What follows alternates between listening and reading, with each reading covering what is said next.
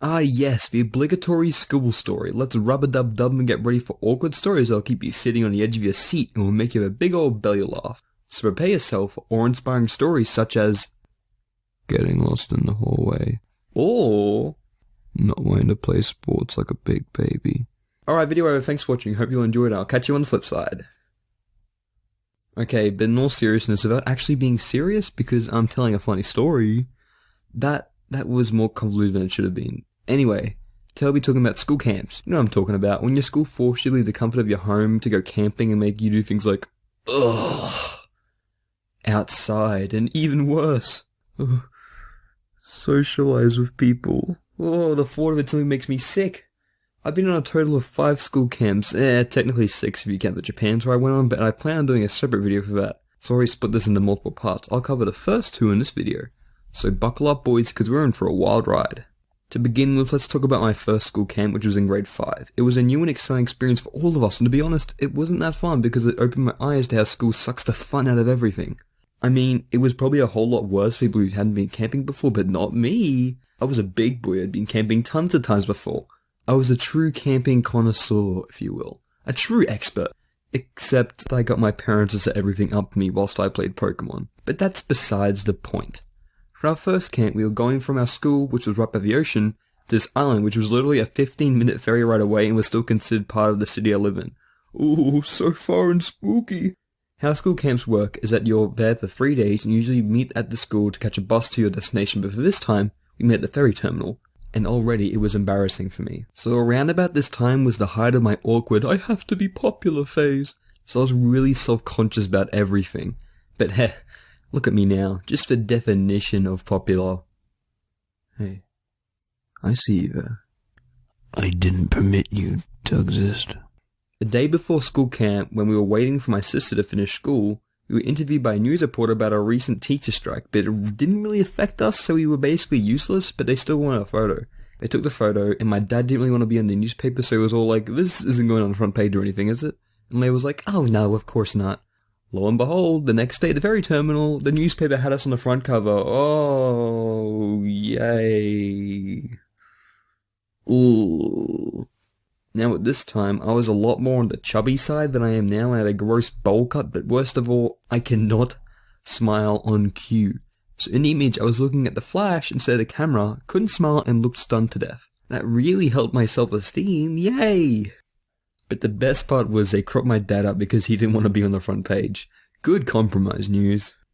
Once we arrived at the island, we stayed at this camping complex where we slept in cabins and we didn't get to pick who we were with, so I was with a mix of some of my friends and some people I really didn't like at the time. Which was the first time of school controlling literally everything. And then we had to do activities, but once again, we didn't get to pick our groups, so we were stuck with the same people for the whole trip. Plus, we couldn't even do what we wanted, and we had to do it to a schedule, so everything felt really rushed and cramped, and I was forced to do things I didn't want to do. Later that day, we went to this koala park, which was basically a zoo. We got told koalas because, yes, we have them in Australia, and we were even able to go to the wombat enclosure where my friend got attacked by it because wombats attack their bottom, which is weird. It was definitely the highlight of the trip for me being an animal lover and all, but that was one good thing out of like a bunch of mediocre to bad level things, so didn't really raise the average grade for the trip. The first night, everyone was waiting for the teachers to go to sleep so we could talk, but they kept circling all the cabins with torches like prison guards, and the kids in my cabin kept running across to look out the window. I said, you know they could probably see and hear you, right? And right after I said that, one of the teachers came in and refused to leave until someone owned up to talking. Everyone was talking, but the guy wouldn't leave, so I took one for the team and said it was me.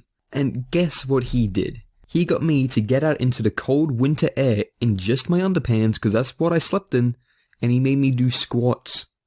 So picture me, some fat 10-year-old who was probably about to cry for getting in trouble, doing squats outside in winter. What a great teacher, am I right? The next day I had a rep though, and everyone was asking me about what happened, so I felt real cool. But then that same morning, the teacher was mad at everyone for talking the night before. Got everyone to T-pose for like 3 minutes. He said it was an endurance exercise and that the military used it. It was just 40 10-year-olds T-posing for 3 minutes in front of a middle-aged man. That's a really funny image. What was weird was that one of the kids in my cabin liked it and kept T-posing throughout the rest of the trip to show how tough he was. He was real intimidating, that's for sure. The second day was basically the same as the first, but activities were on the beach this time. Some kid got a heat stroke and had to go home early, and we had to hike up a mountain to see some military fort at the top. We finally got to the top, but there was graffiti of naked people, so we immediately went back down. Way to ruin something fun again, school, oh! That night there was this jelly they gave us, but with me being a picky eater, I didn't even touch it. And apparently it made everyone sick, so it looks like I dodged a bullet there. And when we were in the cabin, as soon as the lights turned off, some kid said, "Hey guys, I'm naked." So, yeah! The next day we got out of there tired and most people feeling sick, which was fun. Come to think of it, I got out of there pretty smoothly. Like, I didn't get a heat stroke or get sick like everyone else. So it was my least favorite school camp during primary school, but it was fine, I guess. Grade 6 in time for our second camp. This time we were going out west to some farm 3 hours away from where we lived, and it was such a big step up from going to a different suburb, I know. But this time, I was in my element. I had a leg up because I've been camping out west more times than I can count. What really irritated me is that the teachers kept referring to us as city slickers and being like, "Oh, you guys have no idea what it's like out there." And I bet I've been out west more times than they had. I mean, one of the teachers was from the Netherlands, which has like no west at all. So they can't really say anything. On the way, everyone was so surprised to see cows, kangaroos, and camels like they're rare or something, and I was just like, are you guys even from Australia? Who was the guy who has only seen kangaroos once? I basically took this camp as an excuse to one-up everyone on everything, and it felt awesome. I have family friends who owns farms I've stayed at before, so I was the big guy on campus this time, not the guy who was T-posing. We slept in a massive shed with a giant hole in the roof, and everyone was scared of Jeff the Killer because that was circulating at the time.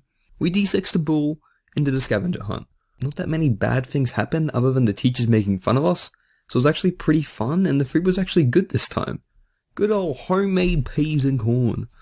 Like the kid who said he was naked came back to our table one time with a pyramid of peas and corn and just scoffed the whole thing down, so good on him. The only embarrassing thing I remember was my friends and I were playing dodgeball with each other, and that teacher I mentioned earlier was walking past and she just got out of the shower so she wasn't looking their freshest, and I yelled out, "Look at Miss Blank!" Not thinking she'd hear me, but she turned around and yelled at me, so I was like, nothing. At the end of the trip, they gave us all certificates to make us feel good about ourselves, and since I was showing off my massive brain capacity, they gave me the most likely to be a farmer award, and look at me now. I sure fulfilled that award by sitting at home making and watching cartoons. Wow, that's kinda sad when I say it like that. Oh well, at least I'm not on a school camp. Hey, so thanks for watching my video. This one was a bit of a grind to get out. I basically just worked for 4 days straight animating it because I wasn't able to work on a video after The Incredibles one for about 4 weeks because of school and assignments and stuff, but now I'm off for 3.5 weeks. I'm going to try and get at least 2 videos out during this time period. Hopefully more. But yeah, hope you enjoyed. It's probably one of my favorite videos I've made yet. And it's also the longest, so yeah, it's pretty cool. And shout out to Who Was the Guy, aka Sam, because I bullied him in this video and I feel kind of bad about it. So yeah, thanks for watching and I'll catch you on the flip side.